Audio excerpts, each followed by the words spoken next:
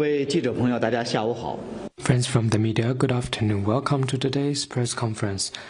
First, on top of this, I'd like to announce that member of the Political Bureau of the CPC Central Committee and Foreign Minister Wang Yi and Defense Minister Dong Jun will chair the first ministerial meeting of China-Indonesia Joint Foreign and Defense Ministerial Dialogue in Beijing on April 21st. Indonesian Foreign Minister Sugiono and Defense Minister Safjuri and Samasamding will attend the meeting in China. Now questions, please. On the occasion of the 20th anniversary of King Norodom Sihamoni's coronation and the Khmer New Year, President Xi Jinping paid a successful state visit to Cambodia. This is President Xi Jinping's second visit to Cambodia in 9 years and the last stop of President Xi's trip to Southeast Asian countries. Can you share more information about the visit?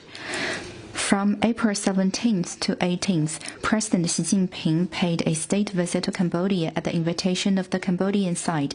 During the visit, President Xi Jinping met with King Norodom Sihamoni and Queen Mother Norodom Muniniath Sihamoni, respectively, met with President of the Cambodian People's Party and President of the Senate, Samdech Techo Hun Sen, and held talks with Prime Minister Hun Manet. Leaders of the two countries jointly witnessed exchange of the 30-plus cooperation documents. The two sides issued the joint statement between the People's Republic of China and the Kingdom of Cambodia on building an all-weather China-Cambodia community with a shared future in the new era and implementing the Global Development Initiative, the Global Security Initiative, and the Global Civilization Initiative. King Norodom Sihamoni presented the National Order of Independence, ground color, to President Xi Jinping. A highlight of the visit is that leaders of the two countries agreed to build an all-weather China-Cambodia community with a shared future in the new era. President Xi Jinping noted during the visit that the two sides should continue working from this new starting point to implement the updated action plan on building the China-Cambodia community with a shared future and accelerate the implementation of the Global Development Initiative, the Global Security Initiative, and the Global Civilization Initiative. President Xi emphasized the importance to make good use of the China-Cambodia Intergovernmental Coordination Committee, advance the 2+2 strategic dialogue between the foreign and defense ministers of the two countries, and step up exchanges through party-to-party, legislative, and other channels. The two sides should vigorously advance high-quality Belt and Road cooperation and continually enrich the Diamond Hexagon cooperation framework. The two peoples should deepen mutual understanding and friendship and promote civilizational exchanges and mutual learning. President Xi underscored that China and Cambodia, as important forces of the Global South, must keep to their shared values of peace, solidarity, and cooperation, oppose unilateralism and bullying, and practice true multilateralism. The two sides must firmly resist bloc rivalry and camp-based confrontation, strengthen coordination and cooperation within frameworks such as ASEAN and Latam cooperation, and jointly safeguard hard-won peace and development in the region. The friendship between China and Cambodia dates back thousands of years ago. Amid the changing international landscape, China and Cambodia have honored commitments to each other, come to each other's aid in difficulties, firmly supported each other on issues bearing on our core interests and major concerns, and set a stellar example of big and small countries treating each other as equals and with sincerity and trust, and pursuing mutual benefit. China stands ready to work with Cambodia to deliver on the important common understandings between President Xi and Cambodian leaders, further deepen political trust at a higher level, expand high-quality mutually beneficial cooperation, consolidate security safeguards at a higher level, carry out more frequent cultural and people-to-people interactions, strengthen strategic coordination with a higher standard, advance the building of an all-weather China-Cambodia community with a shared future in the new era, and provide more stability and certainty to the world fraught with changes and instability. As Asia embarks on a new journey towards collective revitalization, China will continue to seek an amicable, secure, and prosperous neighborhood, follow the principles of amity, sincerity, mutual benefit, and inclusiveness, and share will and woe with our neighbors, deepen the friendship cooperation with Cambodia and other neighboring countries, bring more benefit of Chinese modernization to neighboring countries, jointly build a community with a shared future with our neighbors, and jointly advance the modernization of Asia. Next one, please.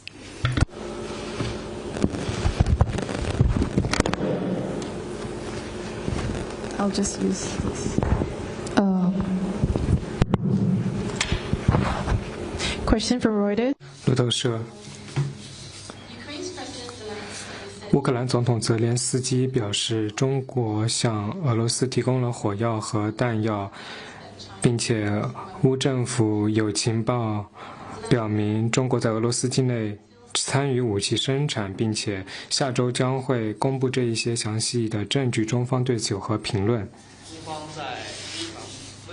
China's position on the Ukraine issue remains consistent and clear. We have worked actively for ceasefire and to promote peace talks.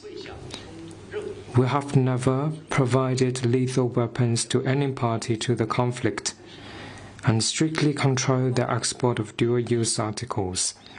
Ukraine knows that clearly and has said publicly that most of Russia's imported military components came from the U.S. and other Western countries.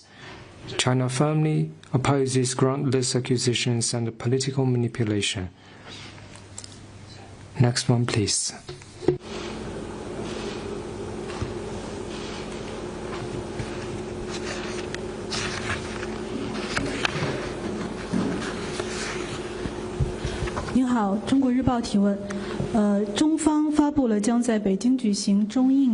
China Daily.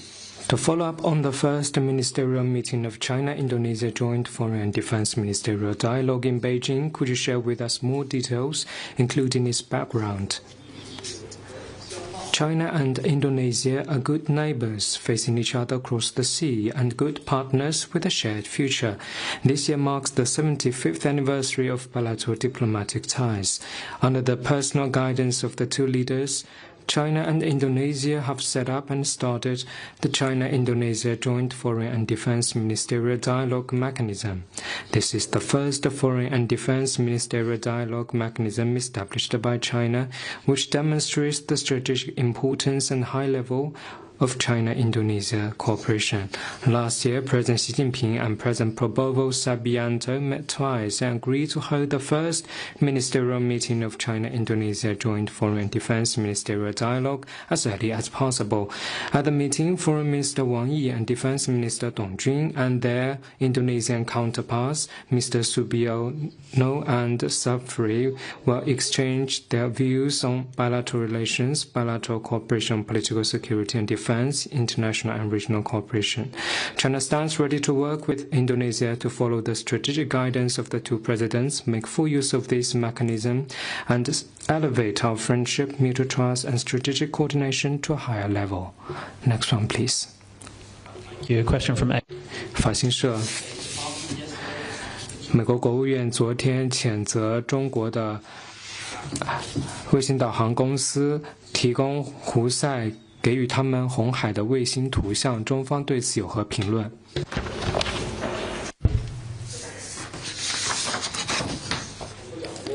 I'm not familiar with the situation you mentioned. Since the escalations in the Red Sea situation, China has been playing a positive role in de-escalating the situation. Who is promoting talks for peace and de-escalating the tensions, and who is imposing sanctions and pressure?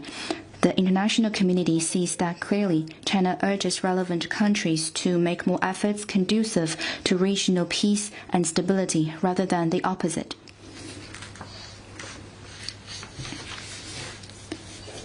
Next one, please.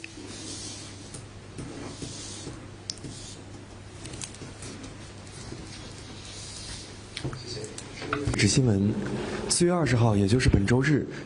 Shenzhen TV. This Sunday, April 20th, marks the 16th UN Chinese Language Day.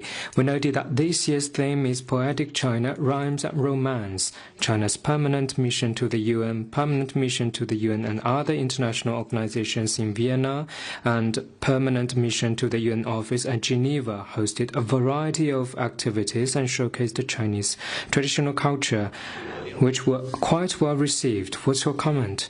Congratulations on the 16th UN Chinese Language Day.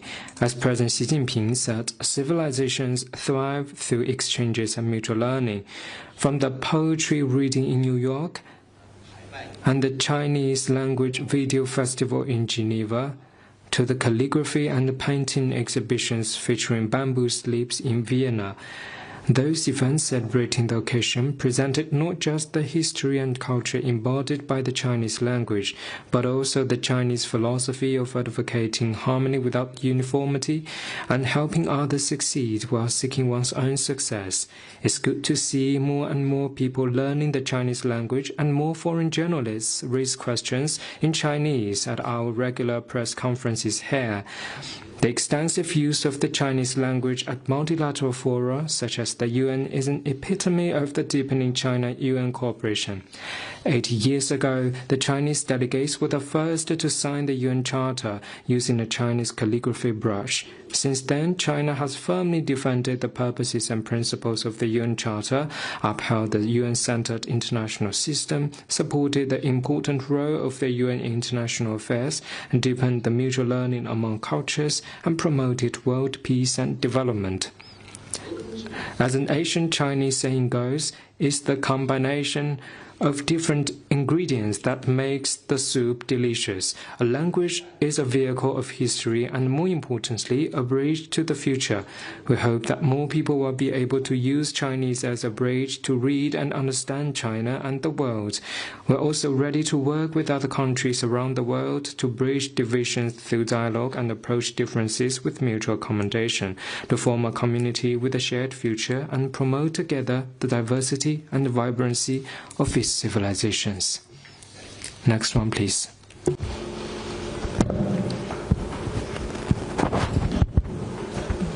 Thank you, spokesperson. 路透社，美国新任驻日大使今天访日，并且表示美日需要共同努力来调整国防力量，以反击像中国这样的国家。外交部对于这一言论有何评论？ I haven't noted the information you mentioned, but I would like to say that the duty of a diplomat is to foster friendly ties between countries rather than vilify other countries, sow discord, and stoke confrontation. China has always been a peaceful force and a stable force and a progressive force in international community who is flexing their muscles and stoking rivalry and threatening peace. The international community sees that clearly. Next one, please. The Trump administration. 特朗普政府表示，他们将会调整政策，来调整中国建造的船只港口费用。中方对此有何评论 ？Please repeat your question. 彭博社，特朗普政府昨晚表示，美方将采取措施，加征额外的费用，对象是涉中国建造船只在美国港口的费用。中方对此有何回应？我们此前已经。 We've stated our position on relevant questions. I would like to say again that such measures as imposing port fees and levying tariffs on cargo handling facilities hurts the U.S. itself as well as others. The move not only hikes global maritime shipping costs and disrupts the stability of global industrial supply chains, but also increases inflationary pressures in the U.S. and hurts the interests of American consumers and businesses. The practice will ultimately fail to revitalize the U.S. shipbuilding industry. We urge the U.S. to respect facts and multilateral rules and immediately stop its wrongdoings. China will take necessary measures to defend its lawful rights and interests. Next one, please. 还有其他问题吗？ Any other questions? If not, that will conclude today's press conference. Thank you. Have a wonderful weekend.